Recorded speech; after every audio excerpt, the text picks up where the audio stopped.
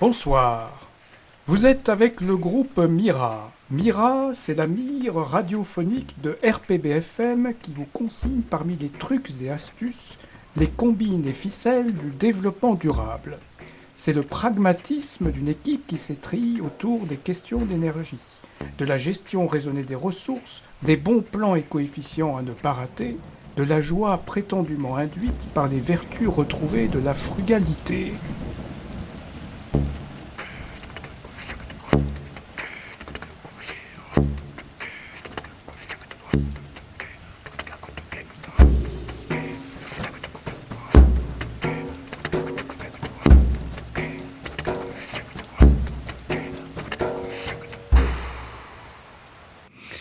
Bonjour à tous.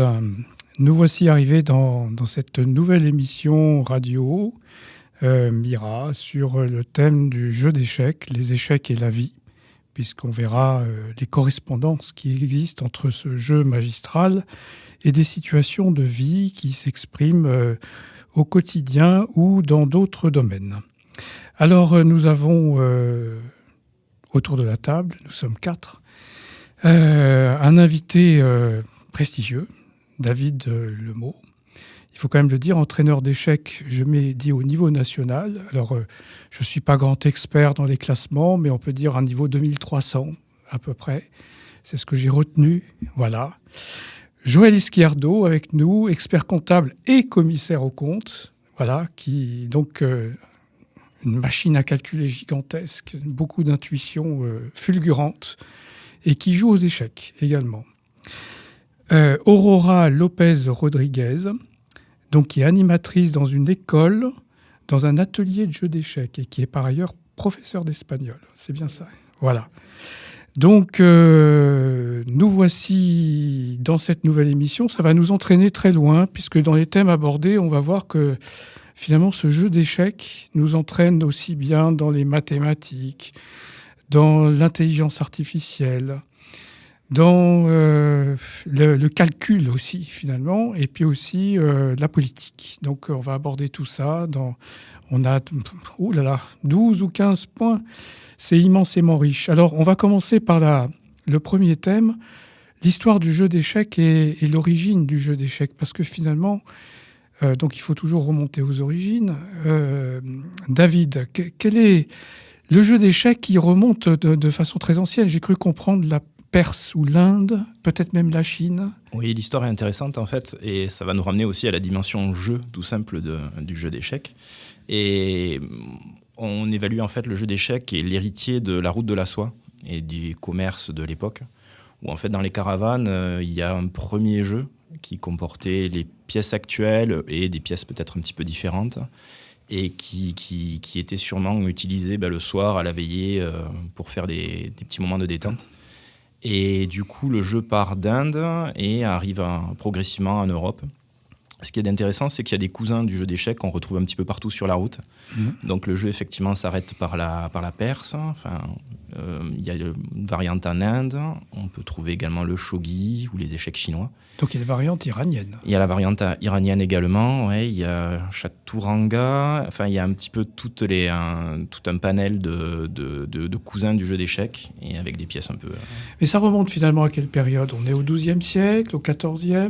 Je dirais même avant. Le chaturanga a été inventé en Inde au VIe siècle. Ça remonte donc à plus de 1400 ans. Puis en Perse, il a été introduit en Perse, puis dans l'Empire musulman. Dans l'Empire musulman. Et il a été introduit en Europe par les Arabes. Par les Arabes. Oui. C'est venu par l'Empire arabe. Comme d'autres inventions scientifiques et techniques, comme les mathématiques, l'arithmétique, oui. la philosophie, et les le échecs système ont été apportés d'élévation. dans le même temps par les Arabes pendant cette période. Voilà. D'accord. C'est ça. D'accord. Les variantes, tu as dit Inde, Chine, Iran. Oui, Iran.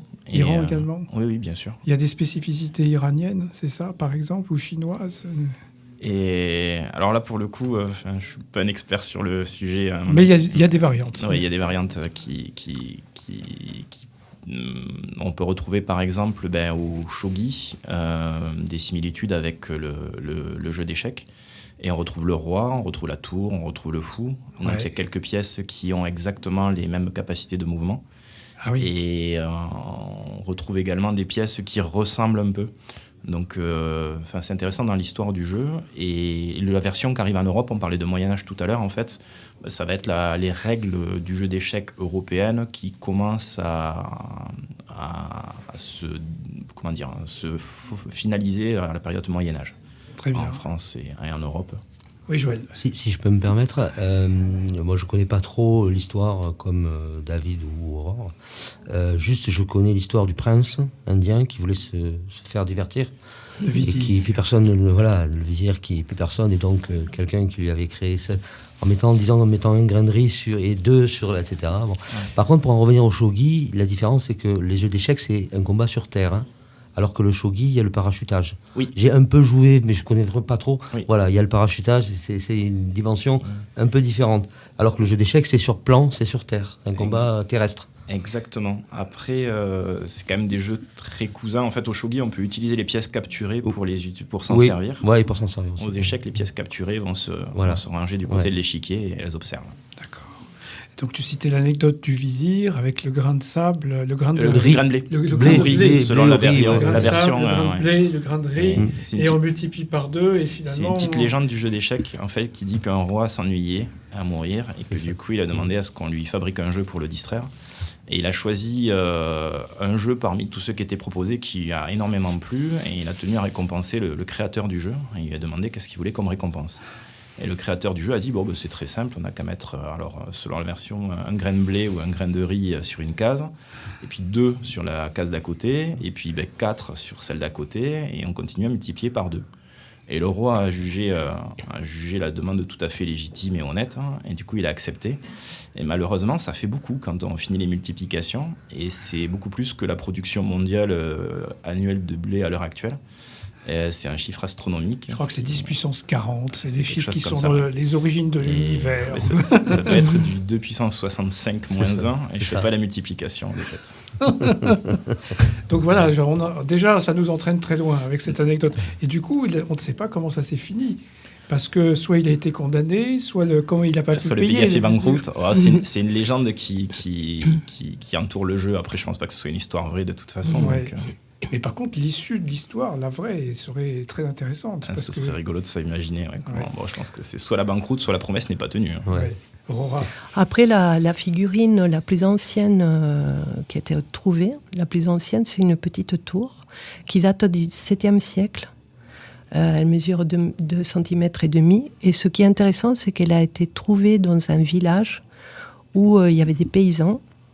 Donc, ce qui fait penser aux archéologues que le jeu ce jeu d'échecs était joué par le peuple. Et pas par les élites comme on pourrait penser. C'était destiné aux élites. Donc c'était un jeu très populaire. C'était un jeu populaire qui était joué par les classes sociales très différentes. Et ça, c'est attesté aussi dans des manuscrits que le jeu était... Il y a des parties décrites entre des classes sociales différentes et entre des membres de religions différentes, des juifs, des chrétiens et des musulmans qui jouaient ensemble. Ah, d'accord. Donc déjà, ça y est, on est déjà dans la politique, Aurora. Voilà. Il y a une dimension qui est d'humanisme ou d'universalisme qui est très belle. Le fait de considérer qu'on est tous une partie de l'humanité, une partie d'un tout de l'humanité, malgré nos différences. C'est un message important, oui. Oui, et une autre dimension qui est celle de canaliser la violence, de pouvoir un jeu qui peut canaliser la violence qui est en nous, parce que ils jouaient, les 3 religions jouaient ensemble et peut-être ça a évité c'est un des jeu guerres. Guerrier. Voilà, c'est un jeu de guerre, mais la guerre a été symbolisée sur le plateau. Sur le plateau. Comme pendant la guerre froide, les champions soviétiques ou américains qui se battaient sur le plateau ou dans l'école, les enfants qui vont se battre, mais une bataille qui est quand même plus épanouissante que la bataille avec les mains à la récréation. Donc ce que tu dis, c'est qu'à l'heure d'aujourd'hui, dès qu'il y a un conflit entre deux pays, il faudrait qu'ils envoient chacun leur meilleur joueur d'échecs Oui. pour faire une partie. Voilà. Oui. Chaque Oui. roi envoie son émissaire Ça serait bien. culturel ou du jeu d'échecs pour mettre sur... Ah oui, Joël, vas-y. Donc, deux choses que dit Aura. Première chose, est-ce qu'on peut qualifier le jeu d'échecs comme un art martial ? Et deuxième chose, on peut donner un enjeu à une partie d'échecs qui peut même aller, pour prendre l'analogie avec la roulette russe, la vie. Oui. On peut jouer la vie aux échecs. Oui. Je fais exprès d'imager cette situation. Donc sinon, est-ce qu'on peut qualifier le jeu d'échecs d'art martial ? Alors ça, il faudrait demander à un Asiatique ou quelqu'un qui... Non, pourquoi un Asiatique ? Ils n'ont pas le monopole de la guerre. Non, c'est Ils n'ont pas le vrai, monopole oui, de la guerre. comme un art martial. C'est oui. vraiment amusant parce que je suis pratiquante d'art martial, je pratique le jujutsu, mais j'ai jamais fait le lien comme ça entre les échecs et l'art martial. Et je pense qu'on peut le faire, oui. Je pense aussi. Oui. Mais je pose une question ouverte. Moi, j'ai ma pensée, mais je pose... Et David, oui. Alors, art martial, je sais pas, mais c'est vrai que dans la symbolique, on en parlait tout à l'heure. Et alors, à titre personnel, j'associe les échecs à beaucoup de choses, pas forcément seulement qu'à un combat. Je pense que c'est réducteur d'y voir qu'un seul combat. Par contre, dans art martial, le terme qui me plaît bien, c'est art. Parce qu'il y a quand même une dimension artistique dans le jeu, Tout ne à serait-ce fait. que de trouver des jolis coups, le plaisir de découvrir l'esthétique. Il y a du une jeu. esthétique dans Ouais. le jeu d'échecs, clairement. Oui. Ouais. Et par contre, dans la dimension combat, c'est vrai que si on prend le vocabulaire, on échange des coups. Ce qui nous rapproche quand même beaucoup, on est face à face, on Tout à échange fait. des coups avec les personnes en face, ce qui nous rapproche un peu de la boxe, typiquement. Oui, parce que c'est une guerre sur un plan entre deux camps, deux armées sur Terre, et il y a un esthétisme fort, Oui. d'où la dimension art martial. Oui. Oui, Et c'est tout à beau, il y fait. a certaines positions qui sont... Vraiment, on est émerveillé par une position, par la forme qui prend... Ça est arrivé, David, de trouver qu'une position est très belle. Oui, il y a des positions où on prend plus de plaisir que d'autres. On se Oui. dit, ah, ça c'est élégant, le placement des pièces. Même des fois, la confrontation entre ces pièces et les pièces adverses. C'est pas juste une satisfaction personnelle, c'est juste une créativité qui se détache du fait que les deux joueurs rivalisent d'ingéniosité. Ouais, Il y a une esthétique du combat. ouais un Voilà, petit peu. Ouais. Oui. c'est ça Oui. le message qui est très important. Et on en a parlé souvent, effectivement. Alors ça m'amène à la suite. Logique, c'est que dans les pièces du jeu d'échecs, ce sont des représentations guerrières sur le champ de bataille. Chaque pièce a un symbole. C'est bien ça, Aurora ou David, je crois qu'on en avait parlé, la tour. Clairement, dans l'armée chinoise, c'était utilisé comme tour d'avant-garde pour... Ouais, c'est une pièce puissante d'attaque, d'assaut, ouais, effectivement. Voilà. Donc, après, chaque pièce, ce qui est intéressant, c'est que comme les échecs ont voyagé, la dimension combat, on la retrouve un peu, mais pas tout que. C'est pas la seule dimension que l'on retrouve. Typiquement, il y a d'autres pièces. Enfin, ce qui est intéressant, c'est par exemple le nom des pièces dans différentes langues. En France, par exemple, on retrouve le fou autour du roi et de la reine, et on peut imaginer que c'est la pièce qui, à l'époque de la Renaissance, le fou était là pour distraire le couple royal. Et donc là, on est très loin de la dimension combat. En même temps, il y a les cavaliers, donc la cavalerie, et là, on retrouve effectivement des termes militaires. Oui. Et le fou, je crois, on en avait parlé, est quelquefois remplacé par l'éléphant. Exactement, selon les C'est cultures. Après, en je crois Iran, que c'est Aurora qui est... En Iran, C'est Aurora qui est- en espagnol, le fou, on dit el alfil. Et alfil, c'est le mot arabe pour dire éléphant. Et parce que au début, dans le Chatungara, c'était un éléphant, ou dans les débuts des échecs, il y avait des éléphants, parce que c'était les éléphants qu'on amenait dans la bataille. Ouais. Et le mot italien pour le fou, c'est alfiere. C'est aussi, donc, ça vient de l'éléphant. Et en russe, en Islande, c'est l'éléphant aussi en russe. Ok. Mais après, c'est intéressant de voir la différence d'un mot, le fou, hein, comme on dit dans les langues. Ouais. Parce que j'apprends l'espéranto aussi. Et en espéranto, on dit curriero. Curriero, c'est courrier. Et je me demandais, quand j'apprenais l'espéranto, pourquoi on disait le fou. Je ne comprenais pas curriero. Et en fait, ça vient de l'allemand, comme beaucoup de mots d'espéranto. En allemand, le fou, c'est Läufer, qui veut dire le courrier, le messager. Le messager. Le messager. D'accord. Et donc, en espéranto, ils ont pris le mot allemand, le messager du roi. Et en anglais, c'est bishop. Ah oui, Donc l'évêque. C'est l'archevêque ou C'est l'évêque l'évêque. C'est ça. Par la forme du fou qui ressemble à une mitre, c'est une des hypothèses. Et l'autre hypothèse, c'était parce que c'est l'assistant du roi, Il est tout près du l'évêque. roi. C'est politique aussi. C'est politique, une fois de plus. Oui, Une fois de plus. Non, c'était pour le bishop, elle a dit. Et après, c'est intéressant parce que du coup, pour la même pièce, on balaye. Alors, il y a le messager, le facteur, le courriero, enfin, donc le messager du roi. Il y a la personne qui distrait, le fou en France. Il y a une dimension religieuse avec l'archevêque. Et du coup, on voit comment chaque pays s'est un peu approprié le jeu. L'éléphant, très clairement. Pour les racines arabes. Ouais. Pour les racines arabes et hindou, je crois aussi, non? Et hindou, oui. Hindou, c'est ça. Alfil, c'est le mot en arabe, mais l'origine, c'est l'Inde, oui. C'est l'Inde, oui. Donc à la base. Il y a d'autres spécificités pour l'Inde ou c'est juste l'éléphant? Non, la tour reste la même et non, pour l'Inde, il y a une spécificité. Oui. Il n'y a pas de dames. En Europe, exactement. En Europe, on a un côté genré du jeu d'échecs avec le roi et la dame. Oui. Et qu'on retrouve en anglais, King and Queen. Enfin, et pour le coup, en Inde, c'est neutre, c'est-à-dire que ça va être le chef et son premier ministre qui sont les dirigeants de la bataille. Et donc, la dame serait l'équivalent du premier ministre en Inde. Ouais. Ah, voilà. Et ça a été comme ça jusqu'au XVe siècle. On a introduit on a ajouté la dame dans le jeu d'échecs. J'ai lu, mais je ne sais pas si c'est vrai, en fait, il y a des historiens espagnols qui considèrent que le modèle pour la dame, c'est la reine d'Espagne, Isabelle la catholique. Isabelle la catholique. Oui, qui avait beaucoup de pouvoir à ce moment-là. Et on a donné plus de pouvoir à cette figurine à la figurine qui... Oui, c'est vrai que c'est le moment dans les règles du jeu où la dame acquiert son mouvement actuel. Oui.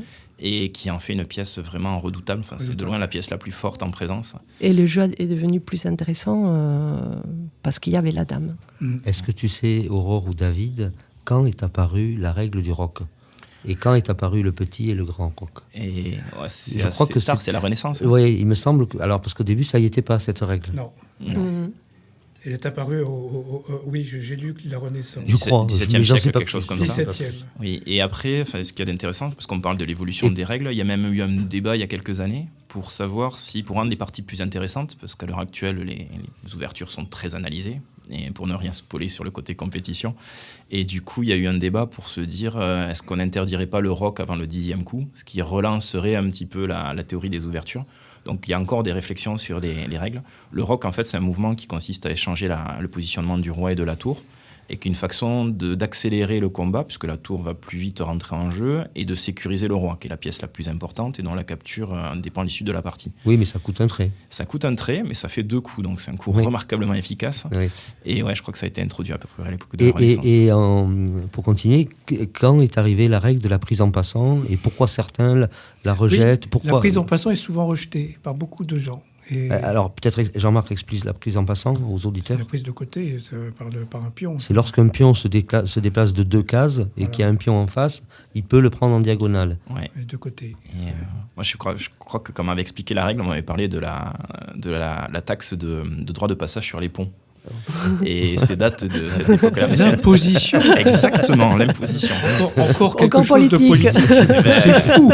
On aurait dû faire une émission politique à ce compte-là. Mais en vrai, la symbolique est intéressante, c'est-à-dire que quand le pion avance de 2 cases, il avance d'une puis d'une.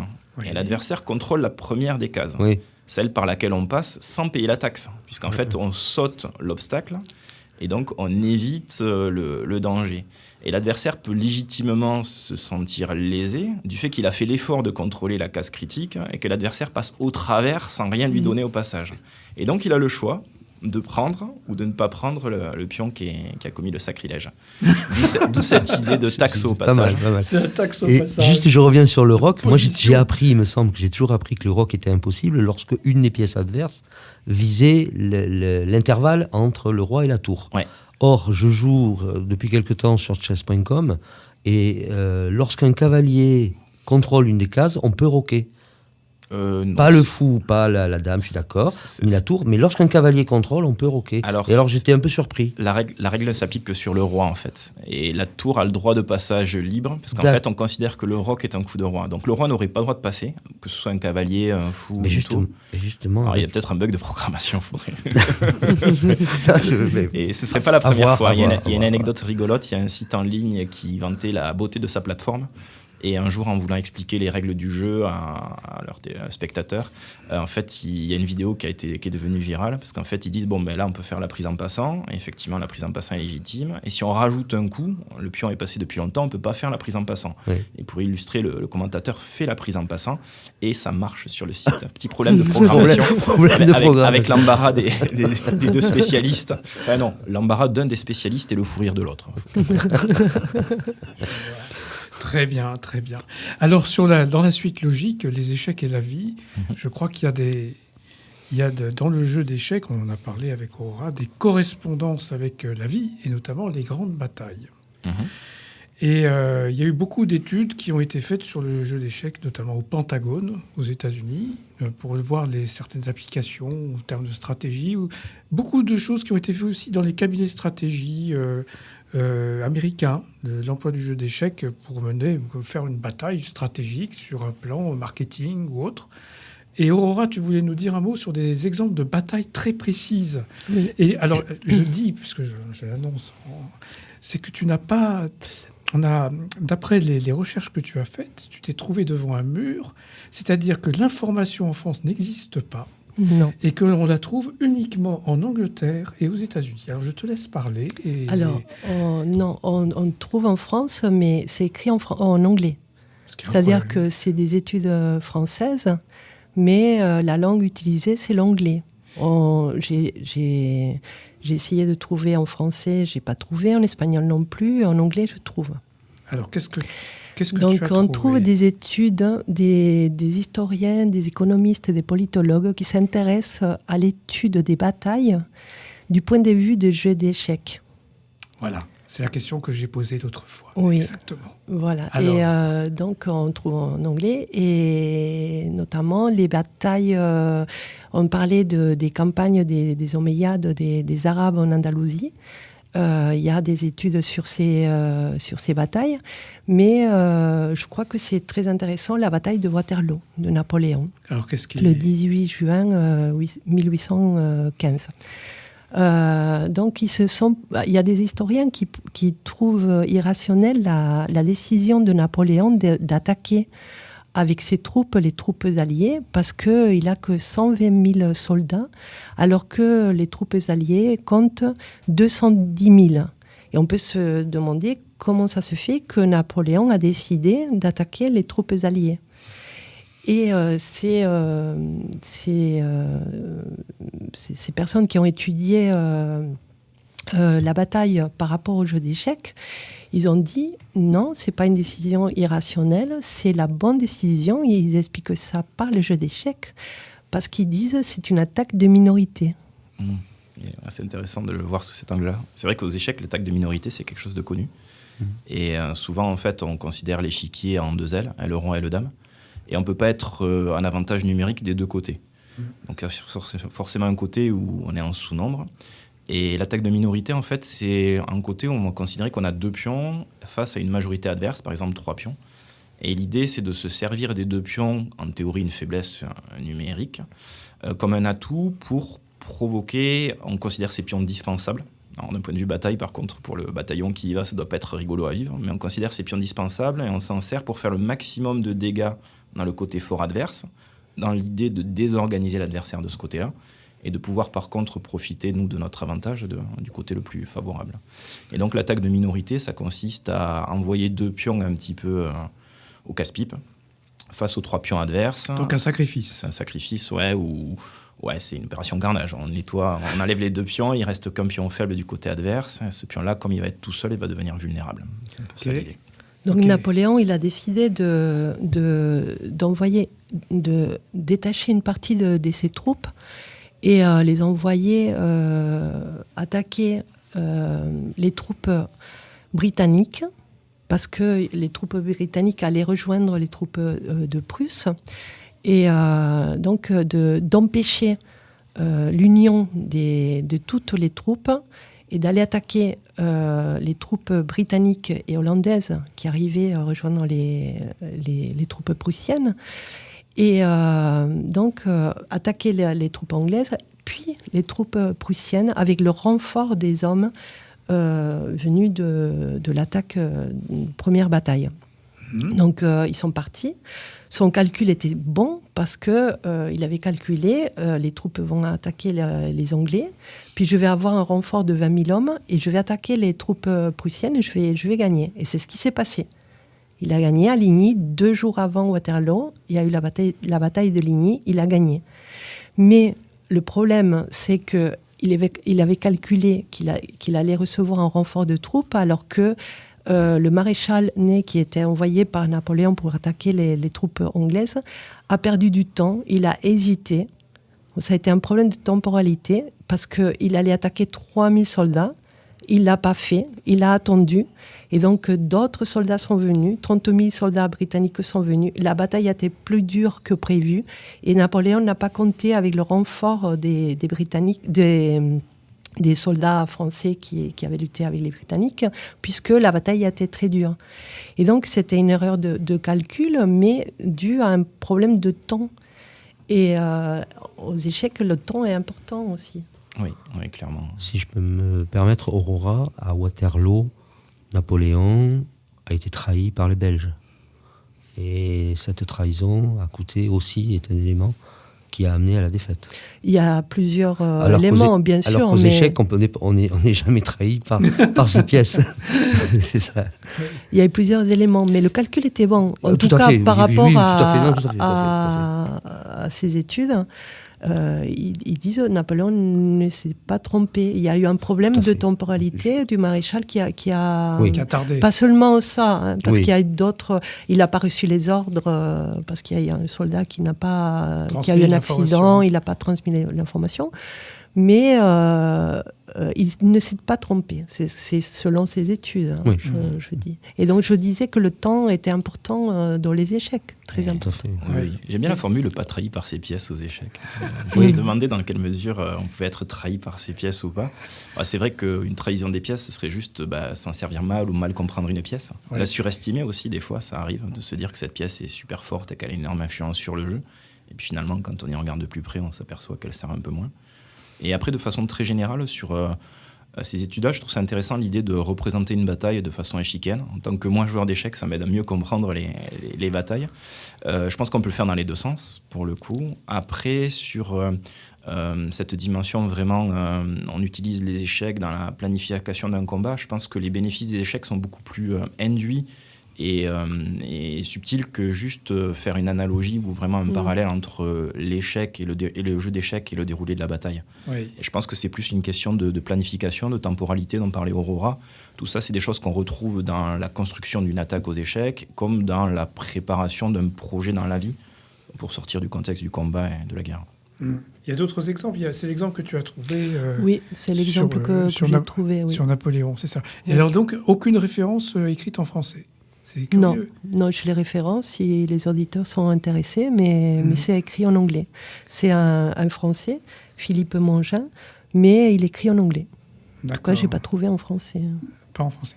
Est-ce qu'on a d'autres... Oui, on a peut-être d'autres exemples d'avis, de correspondance des jeux d'échecs dans la vie, ou les batailles ou la vie quotidienne. Alors, dans les batailles à proprement parler, j'ai pas forcément d'idée. Par contre, dans la vie quotidienne, j'ai en tête un livre écrit par Garry Kasparov qui s'intitule « La vie est une partie d'échecs ». Ah, oui. Donc, pour le coup, on est un peu dans le cœur du sujet. Et Kasparov, en fait, fait l'analogie avec une attaque aux échecs et la vie d'une entreprise. Voilà, donc on est dans la stratégie d'entreprise. Exactement. Alors, qu'est-ce qu'il dit ? Il dit 3 facettes. Alors, c'est intéressant parce que moi, pour le coup, ça m'a un peu mieux permis de comprendre les parties de Kasparov. Je l'ai pris dans l'autre sens, mais ce que Kasparov dit, c'est qu'une attaque aux échecs, c'est un espace à 3 dimensions. Il considère que le temps est important, c'est-à-dire la rapidité d'exécution. Il considère que l'activité des pièces, ce qu'elles déploient, ce qu'elles nous offrent, qu'une pièce ne nous trahisse pas est très important. Et il considère le matériel, c'est-à-dire les pièces en stock, celles qui n'ont pas encore été utilisées ou déployées. Et en fait, il dit que dans la vie d'une entreprise, c'est un peu la même chose. Il y a le stock de l'entreprise, ce qui est dans les hangars. Il y a la temporalité, c'est-à-dire la capacité à mettre ce qui est dans les hangars dans les rayons. Et ce qui est dans les rayons, c'est l'activité dans l'entreprise. C'est ce que le consommateur peut acheter. Et Kasparov dit qu'aux échecs, on peut troquer de l'activité contre du temps ou consommer du temps pour transformer du matériel en activité. Et qu'en fait, toutes ces données sont échangeables. Et il raconte un peu la vie d'une entreprise de la même façon. Une entreprise qui aurait énormément de matériel à stock, mais pas le temps de les mettre sur les rayons avec un tout nouveau produit, se ferait sûrement prendre le marché par la concurrence. D'où l'interchangeabilité de ces 3 dimensions. D'accord, donc tu as une correspondance très nette sur le marketing. Voilà, le marketing exactement. d'entreprise, c'est là où il met l'accent, peut-être. Exactement. Et dans son livre. Et après, tout miser, par exemple, sur l'activité n'est pas possible. Si on propose un produit, que tout est en vente et qu'une fois qu'il est épuisé, on n'a plus rien en stock, l'entreprise a également des difficultés logistiques majeures. Sur la temporalité, on peut parler des mastodontes de la vente sur Internet, où leur point fort est leur capacité à déployer du stock un petit peu partout aux 4 coins du globe. Et voilà, et c'est intéressant de représenter la vie d'une entreprise comme ça, et au niveau des échecs, de représenter une attaque comme ça. Oui, la représentation d'une attaque, c'est ça. Donc d'où l'utilisation, peut-être dans les stratégies d'entreprise, le marketing. Peut-être au niveau de la prise de décision surtout. Je me dis que quelqu'un qui joue au jeu, je ne sais pas ce que tu en penses. Oui, c'est la prise de décision. C'est-à-dire vraiment, par exemple, sur Napoléon, c'est pourquoi il a attaqué alors qu'il avait moins d'hommes. Il y a des études sur TF1 aussi, les jeux d'échecs et les jeux de Go ou d'autres jeux, sur des planifications de TF1 ou sur les entreprises. Quelle est la décision que je dois prendre ?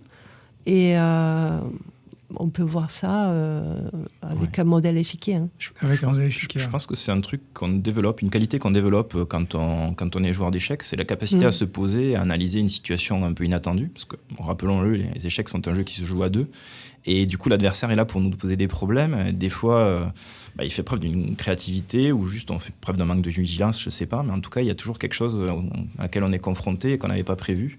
Et la capacité à s'adapter, donc à se poser, à concevoir un plan et à contourner le problème. Et c'est quelque chose qui peut servir au quotidien. Ça peut donner une autre vision. Quand je dois prendre une décision, je peux prendre ce modèle et voir les choses autrement. Le modèle échiquier, avec la contrainte de temps et d'espace. De temps, d'espace. Donc ça serait un exercice mental très, très avantageux pour la stratégie d'entreprise, le calcul, le calcul pour mener une sang-froid entité, aussi, une société, pour un groupe.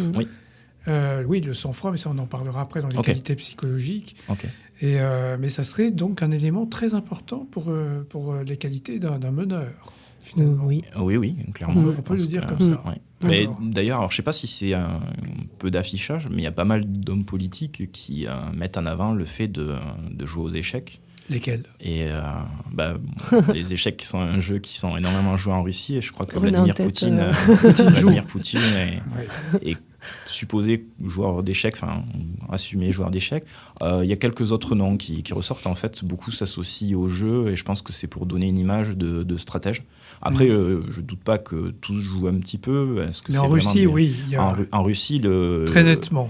Et la Russie, en fait, a choisi les échecs comme un vecteur pour montrer un peu la supériorité du modèle pendant la guerre froide. Voilà, on en parlera après. Sachant que les échecs sont en plus un jeu qui est facile à mettre en œuvre. Ça ne demande pas un énorme matériel. Niveau logistique, c'est tout simple. Un plateau, quelques pièces. On peut y jouer partout. C'est rapide d'installation. Et du coup, et ça fait réfléchir. Et du coup, ça présente pas mal d'avantages. Et pendant très longtemps, en Russie, il y a eu cette campagne pour enseigner les échecs au plus grand nombre. Et pendant la guerre froide, par exemple, les Russes avaient une hégémonie au niveau des échecs jusqu'à ce que... Oui. Et ce qui est certain, je rebondis sur l'émission que nous avons eue avec Vladimir Fedorovski, qui a dit que, contrairement à ce que toute la presse peut diffuser comme quoi Poutine serait un fou furieux, qu'il ferait des actions émotionnelles, etc. Pas du tout. Il aurait dans sa méthode de pensée, et il l'a rencontré, un calculateur très froid et un joueur d'échecs très, très avancé. Ça, je suis prêt à le croire. Qui réfléchit un peu à tout. Voilà. Et pas du tout un acteur émotionnel en disant voilà, je combats sous le coup de l'émotion, de la colère ou de... Non, ce serait tout calculé au micromètre près. C'est possible. Après, on peut réfléchir et faire des erreurs, hein, ça n'empêche pas. Oui. Alors là, oui. Très bien. Bon, on va faire une petite pause. Boris, on lance la petite pause de 2 minutes et puis on reprend juste après. On continuera sur l'intelligence artificielle aux échecs, l'ordinateur et la politique dans les échecs. À tout à l'heure. À tout de suite.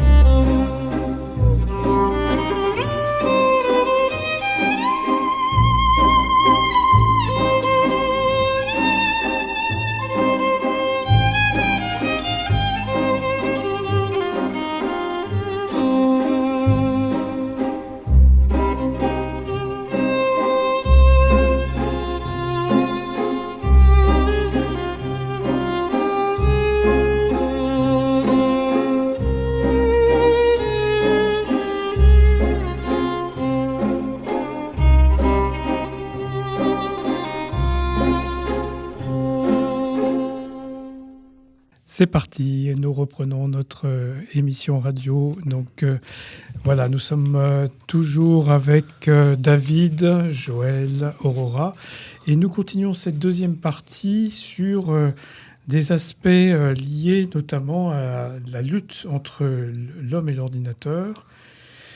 Comme tout le monde le sait, de nombreux programmes existent actuellement depuis les années 90. Ou même bien avant, en fait. Même bien avant, des années 80, effectivement.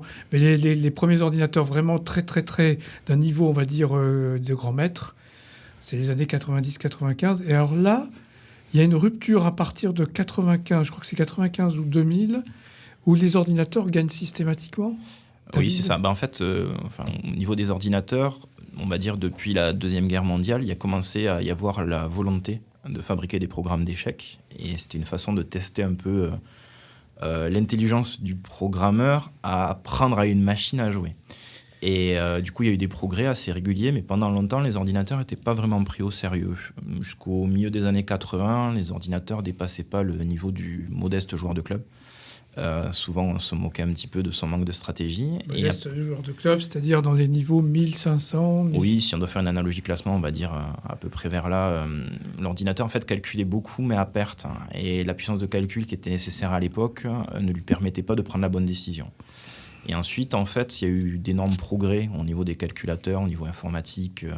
Et du coup, les machines sont devenues de plus en plus puissantes et les programmes de plus en plus subtils. Ils arrivaient de mieux en mieux à évaluer. Et dans les années 90, les machines sont vraiment devenues performantes. Elles arrivaient à rivaliser avec les meilleurs joueurs du monde, enfin les grands maîtres en tout cas, qui sont des joueurs de premier plan.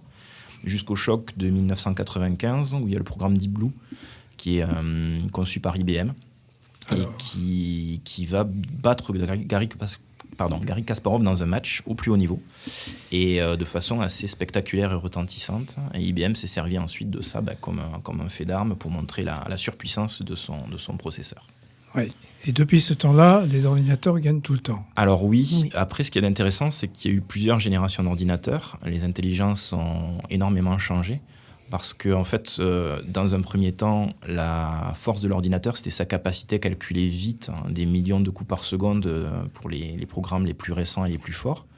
Mais récemment, ça doit dater de 2018, si je ne dis pas de bêtises, de nouveaux types d'intelligence sont apparus, et des IA de type deep learning, les réseaux neuronaux. Et en fait, ces intelligences-là ont surpassé les intelligences processoriales, on va dire.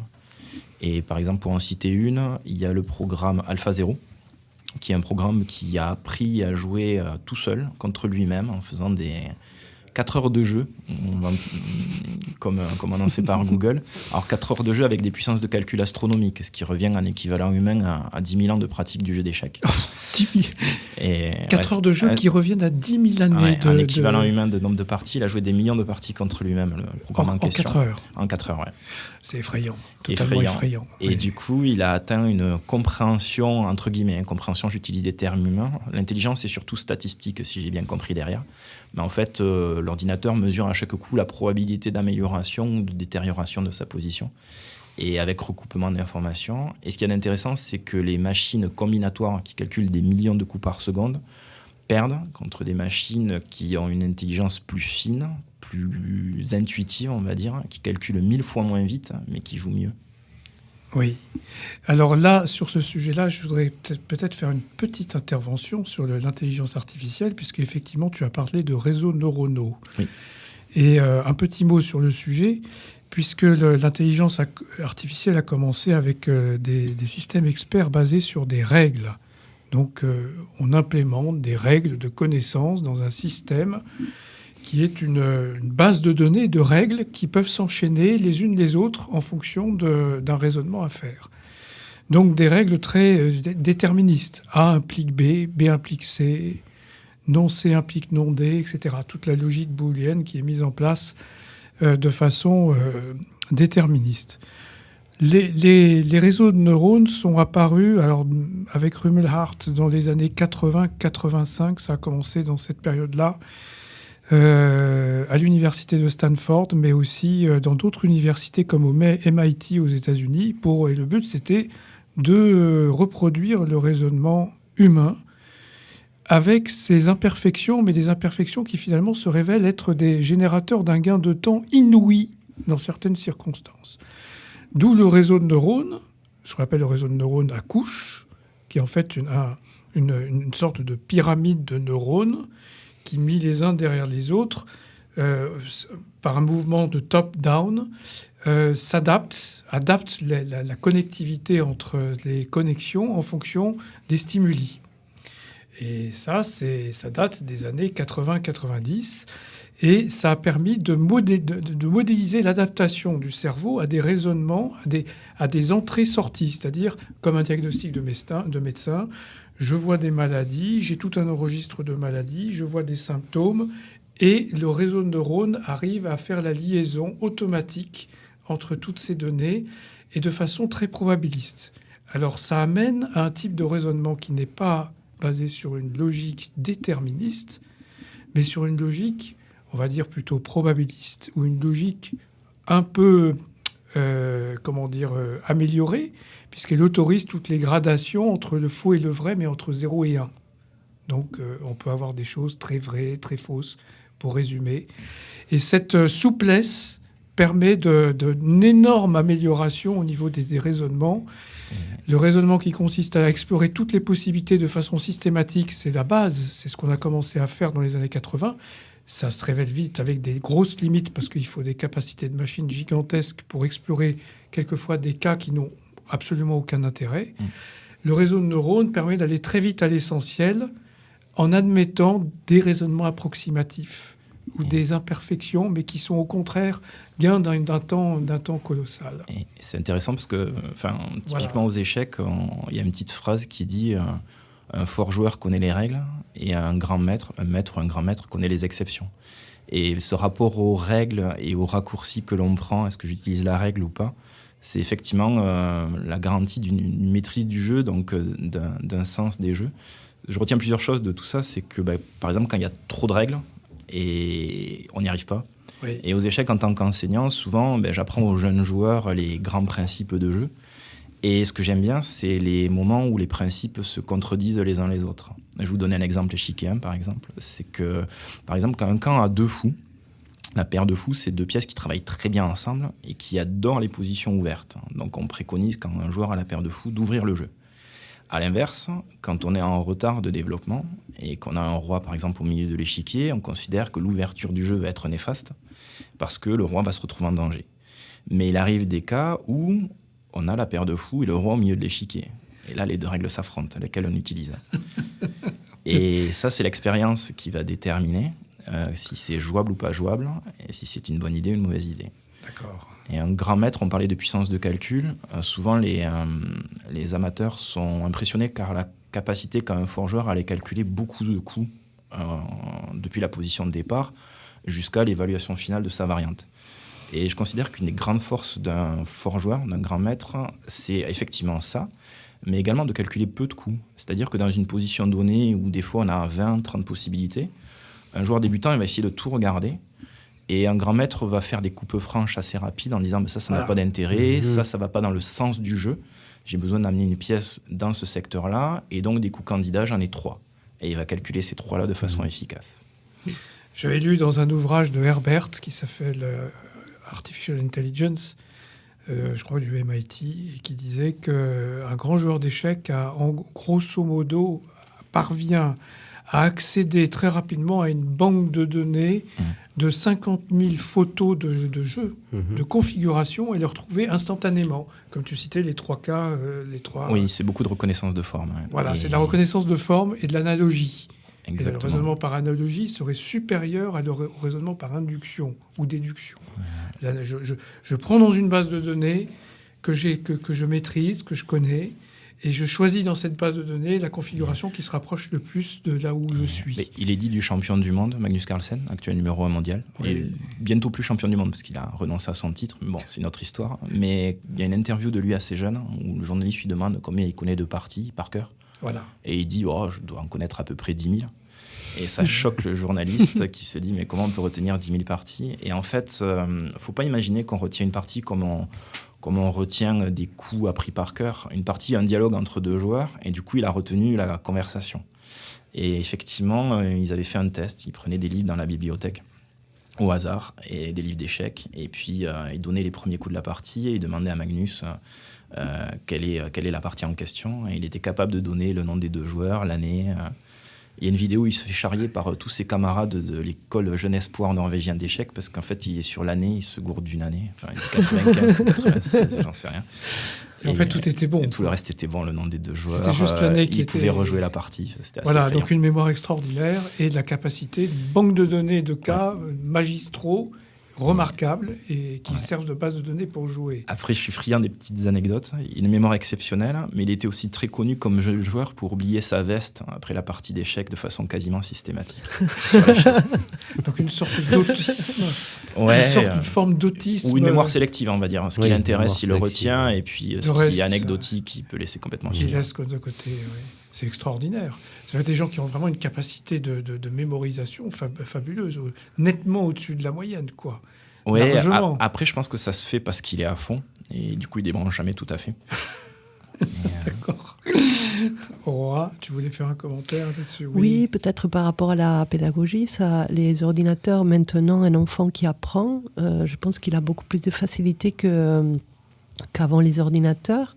Mais rien ne remplace quand même l'humain.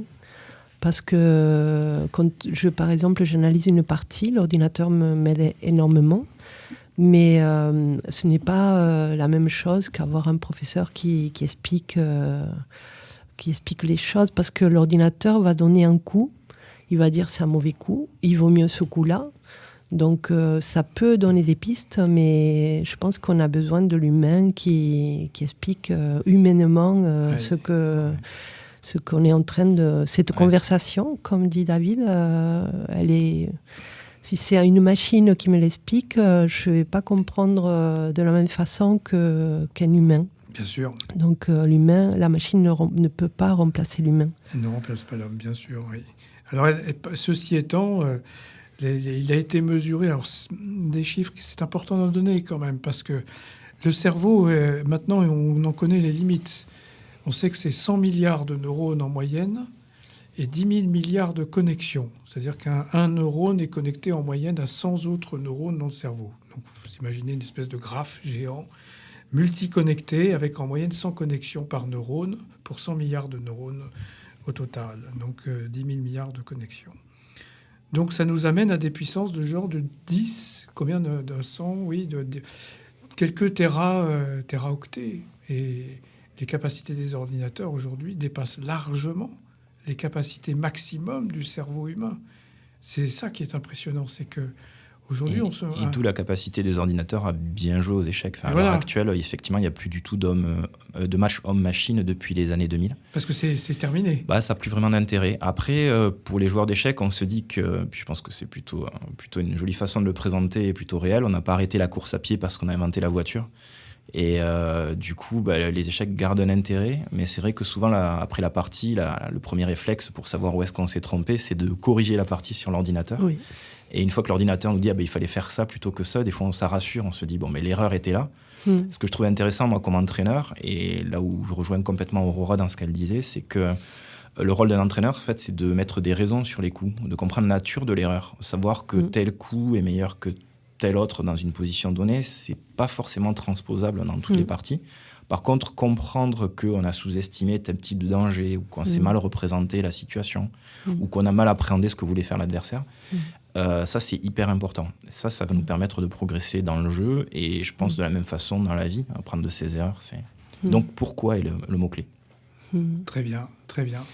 Les échecs et la politique, je crois qu'il y a de grandes anecdotes du temps de la guerre froide avec des parties mémorables. Oui. Si on revient, alors partie et match mémorable, hein. Si on revient sur l'échiquier politique, il y a un match dans l'univers échiquéen qu'on appelle match du siècle, qui est un peu sorti de la bulle échiquéenne à l'époque.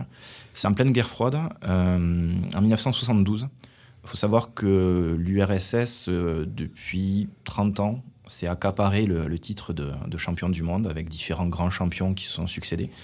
Et un joueur américain qui va se fabriquer tout seul, un New-Yorkais de Brooklyn, Bobby Fischer, va gravir les échelons et représenter une réelle menace pour l'hégémonie soviétique. Et en fait, alors déjà sur le plan politique, ça va être compliqué d'organiser ce match-là, puisque Boris Spassky, le champion en titre, et donc champion russe, souhaite jouer en Yougoslavie. Les Américains proposent plutôt sur le continent américain, en Argentine. Et rien que l'organisation du match, c'est un combat. Et en fait, il y a un pays qui lève la main et qui dit nous, on est au milieu, on veut bien accueillir, c'est l'Islande. Et donc, le match du siècle va avoir lieu en pleine guerre froide à Reykjavik, 1972, sur cette petite île, dans l'océan Atlantique. Et c'est un joli symbole entre le bloc de l'Est et le bloc de l'Ouest qui se rejoignent à mi-chemin. Et avec donc un match qui va être couvert par tous les médias, qui va énormément faire parler, et dans lequel le champion américain va mettre un terme à l'hégémonie soviétique. Et il va gagner sur le score de 12,5 à 8,5. Ouais. Après, en plus, avoir fait transgresser un tabou, c'est-à-dire qu'il va perdre la première partie et il ne va pas se présenter à la deuxième. Alors un peu de rage ou de déception d'avoir perdu. Et après, il va gagner une partie et ça va être le tournant du match. Et il va faire basculer la rencontre. Ah oui. Et là, ça a été vraiment très, très magistral. Oui, quand il a pris la confiance, il est devenu injouable. Après, c'était un joueur vraiment exceptionnel, de par sa capacité de travail, sa fascination pour le jeu. Et du coup, c'est un cas un peu isolé, mais qui a pu, à lui tout seul, affirmer sa supériorité par rapport à quasiment tout un système.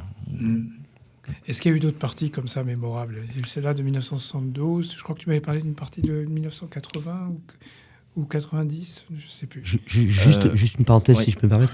Et une fois qu'il a repris le titre, Oui. Bobby, il est reparti dans l'oubli. Ah, il a disparu complètement. Voilà, ouais. Et après, c'est intéressant d'un point de vue mode de vie. Qu'est-ce qu'on devient une fois qu'on a atteint son rêve? Et ouais, il a arrêté de jouer. Après, il avait quand même parce que là, j'en dresse un portrait chiquin assez élogieux, mais humainement, c'était quelqu'un de très controversé et Très compliqué. difficile. Ouais. Très Et difficile. du coup, je pense que peut-être la peur de perdre le titre de champion du monde a fait qu'il a arrêté de jouer. En fait, il a arrêté sa carrière après ce match-là. Il y a eu un autre match. Enfin, quand je dis qu'il a arrêté sa carrière, effectivement, il y a eu un autre match un peu sujet à controverse sur l'échiquier politique. C'est que Bobby Fischer a accepté de refaire un match en 1992, Voilà. 20 ans après le match de C'est championnat celui-là, du monde. ouais. Et là, il a joué en plein embargo à Belgrade. Il a rejoué contre Boris Spassky pour un match revanche qu'il a de nouveau gagné. Mais à ce moment-là, Spassky n'est plus le champion qu'il était alors. Et le match a fait couler beaucoup d'encre, effectivement, sur qu'est-ce qu'il représentait réellement et le fait que Fischer, qui à ce moment-là avait fui les États-Unis et qui était apatride, rejoue ce match-là. Et chicanement, les parties étaient belles, mais j'ai souvenir d'un match déséquilibré où Fischer avait probablement sa fascination des échecs, continué à s'entraîner, même s'il ne jouait plus, alors que Spassky était vraiment plus proche de sa fin de carrière au top niveau. Il a continué à jouer par plaisir, mais c'était plus le compétiteur qu'il était 20 ans avant. D'accord, donc il y a eu 2 parties mémorables. Il y a eu 2 matchs, ouais. Il y a eu 2 matchs. Après, celui que l'univers échiquier retient, l'autre est beaucoup plus controversé, en pleine guerre, en plein embargo. Fischer qui va jouer un match contre l'avis des États-Unis en rejetant la demande du délégué américain de ne pas jouer. Enfin, c'était grandi. Donc il y a eu des matchs récents un peu politiques ou pas trop? Mais c'est surtout pendant la guerre froide, en fait, c'est ça? Essentiellement. Et le match du siècle, c'est la guerre froide. Après, il y a toujours une dimension politique dans chaque match. Par exemple, il y a un engouement pour les échecs en Inde à l'heure actuelle. Et de par un grand champion, Vishy Anand, lui, pour le coup, à l'opposé de Fischer, c'est un champion qui fait l'unanimité. C'est-à-dire que c'est à la fois un excellent joueur d'échecs, mais un gentleman. Il est humble. Tout le monde adore Vishy. Et à tel point que je me permets de lui donner un surnom. Alors, c'est la communauté échiquienne. Vishwanathan, c'est un peu long, donc tout le monde l'appelle Vishy Anand. Et en fait, de par ses grands résultats sportifs, il a été élu plusieurs fois sportif de l'année en Inde.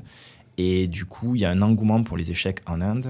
Et du coup, Anand a obtenu la possibilité de jouer une finale de championnat du monde en Inde. Ah oui. Et alors, je ne sais pas si la pression était immense. Enfin, j'imagine que la pression était immense. Et dans son cycle de matchs de championnat du monde gagné, il va perdre son titre chez lui contre justement le prodige norvégien dont on parlait tout à l'heure, Magnus Carlsen.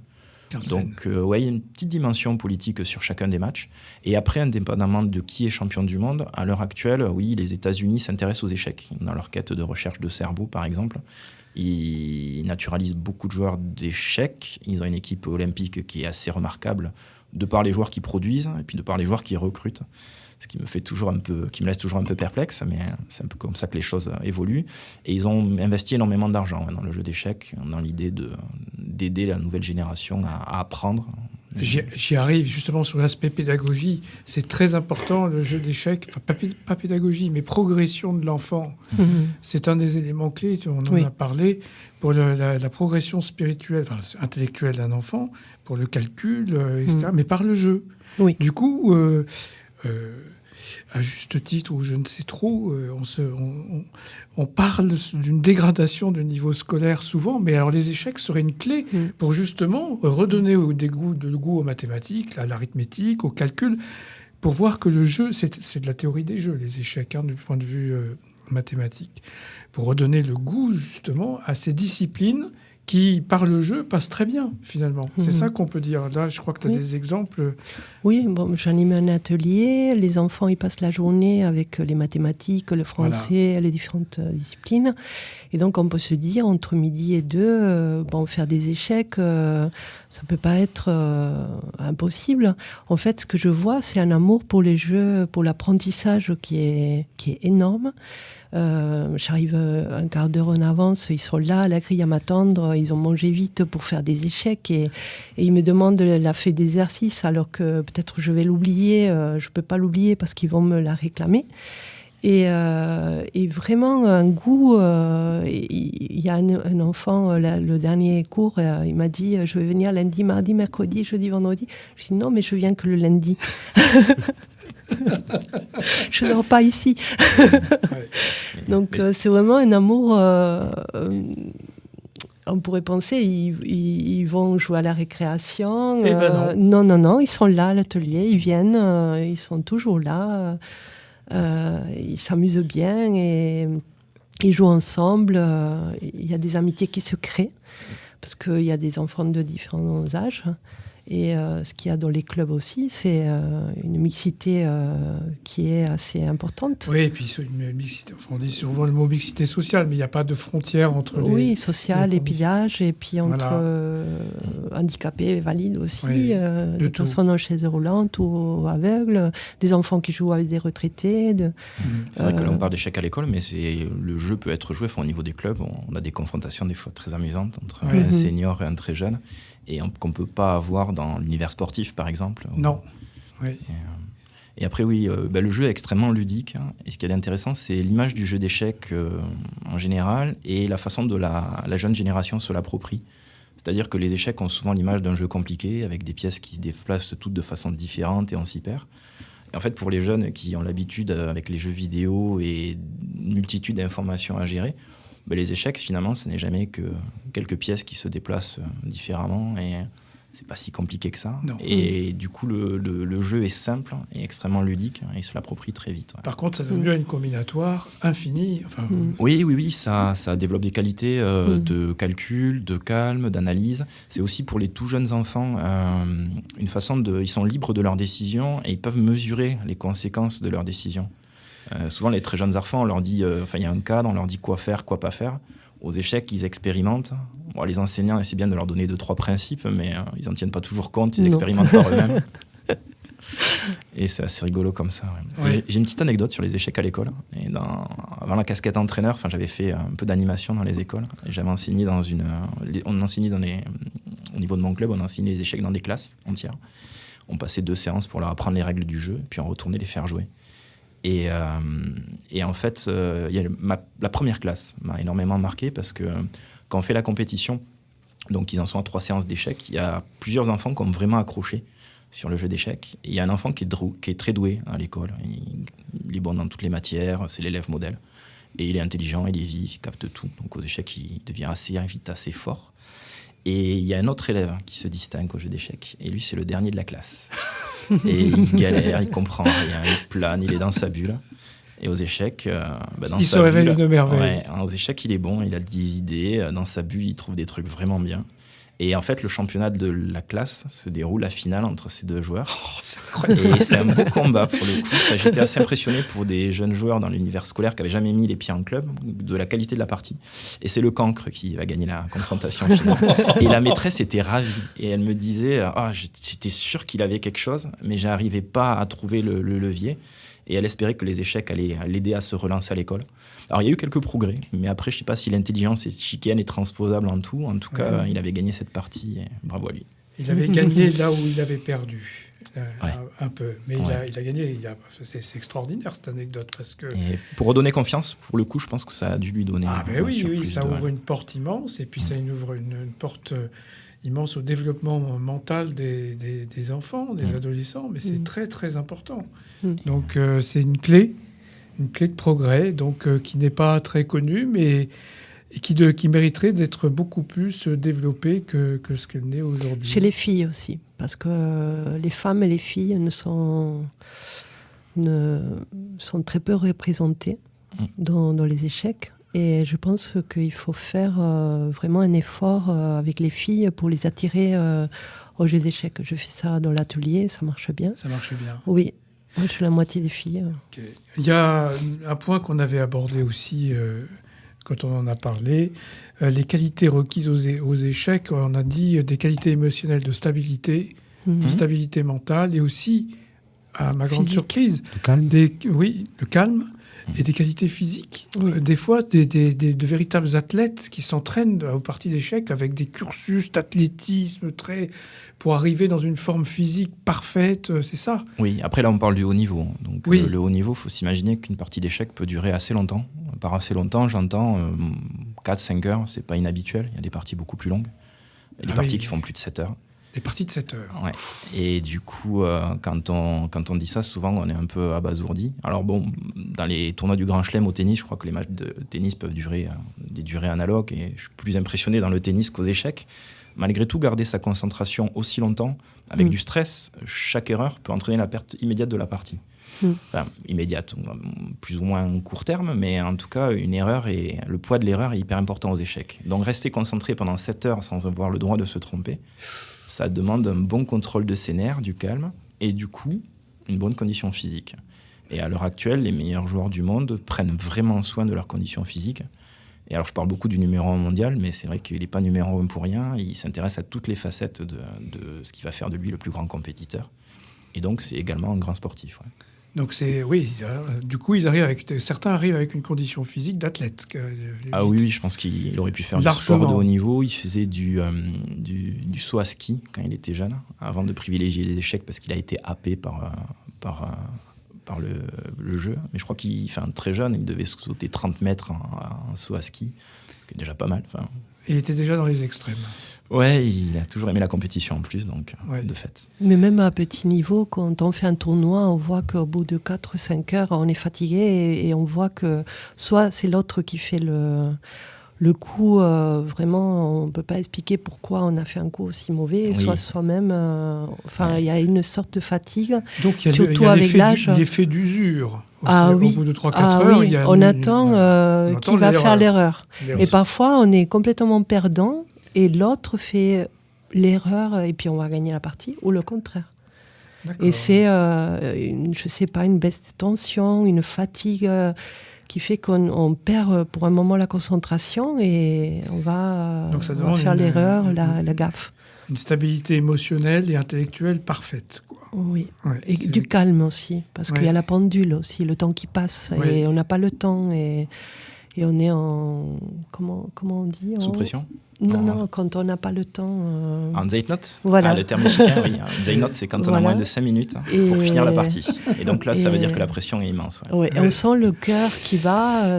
Moi, je ressens de... Dans les très grandes parties, ça doit être ça au niveau national. Les parties où le temps est limité, il reste quelques minutes, mon Dieu. Après, quel que soit le niveau. Je pense que cette montée d'adrénaline, que ce soit au plus haut niveau comme au niveau amateur, on expérimente tout ça. Souvent, avant d'être entraîneur, j'ai été compétiteur pendant longtemps et on me demandait, mais tu t'ennuies pas pendant 5 heures ? Et je leur dis, non, mais ça dure pas 5 heures pour moi. Ça dure que quelques minutes, on se rend pas compte de l'intensité qu'il y a. Et en fait, comme il se passe des choses tout le temps et que ça rebondit, on donne l'impression de rien, de l'extérieur on est impassible, mais dedans ça bouillonne. Un coup on est gagnant, un coup on est perdant, c'est un drame en permanence à l'intérieur. C'est ça qui est fun. Je vois. On avait évoqué aussi les personnalités extrêmes aux échecs, quelques anecdotes de folie, je crois.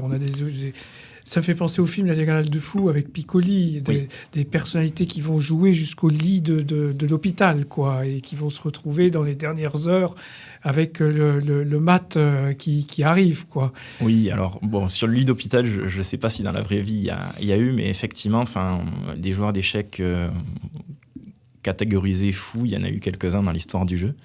Alors c'est de loin une minorité, mais c'est une minorité du coup qui interpelle un peu au niveau du grand public. Il y a plusieurs destins un peu particuliers et on rencontre quelques joueurs, on peut en citer quelques-uns, mais il y a Paul Morphy, un des premiers grands champions américains. Il n'a pas le titre de champion du monde parce qu'il était champion avant que le titre de champion du monde existe et que l'organisation des échecs internationale soit fondée, la FIDE.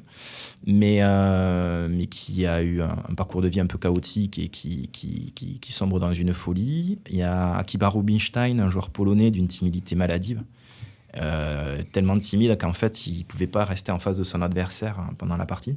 Et donc, quand il avait joué son coup, il s'excusait et il s'en allait pour laisser l'adversaire tout seul. Et du coup, il n'a pas très bien fini. Je crois qu'il est passé par la case asile psychiatrique. Ah, jusque-là. Ouais. Et après, il faut s'imaginer que... Bon, déjà, ce n'est pas du tout une règle générale. Et après, le jeu d'échecs réunit vraiment tout le monde. Et quand on dit tout le monde, c'est qu'il n'y a pas de sélection sociale, d'âge, et qui attire un petit peu les personnalités atypiques.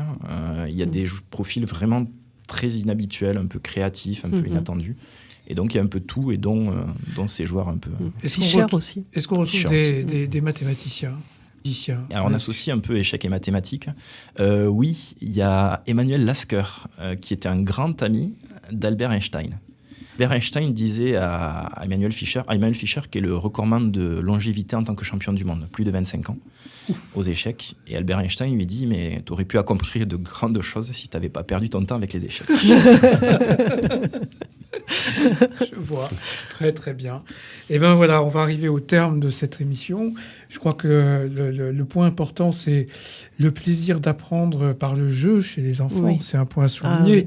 Parce que à l'heure d'aujourd'hui, on n'a jamais eu autant besoin effectivement d'alternatives de ce type pour redonner un peu de la dynamique aux sciences et puis aux mathématiques et puis à l'art aussi, parce qu'on en a parlé. Il y a des parties d'échecs qui sont des œuvres d'art et des œuvres d'esthétique magistrales. Le plaisir de découvrir ça, ouais. Ah oui, je pense que moi, si je devais donner qu'un seul conseil pour le jeu d'échecs, c'est les échecs sont un jeu, jouez-y, et peut-être ça vous plaira.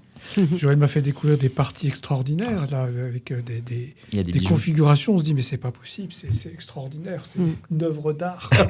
Tomber, c'est digne de Renoir. Juste avant de terminer, c'est vrai que le mot échec, on est plutôt tourné nous vers le mot succès. L'échec, on devrait dire que le succès, Jean-Marc, c'est l'échec de l'échec. C'est l'échec de l'échec. C'est bien la formule. C'est bien. Ouais. Très bien. Je crois que on va pouvoir lancer le générique de fin, Boris. Et puis, je vous remercie tous d'être venus aujourd'hui pour partager la connaissance et les univers qui se sont encore une fois croisés autour de cette table. Et nous continuerons dans les mois qui arrivent avec un député européen au mois de mai et une émission sur la voyance et l'astrologie. Alors, voilà, donc c'est la suite des événements pour les quelques mois qui arrivent. Merci à tous nos auditeurs et je vous souhaite une très belle journée. Au revoir.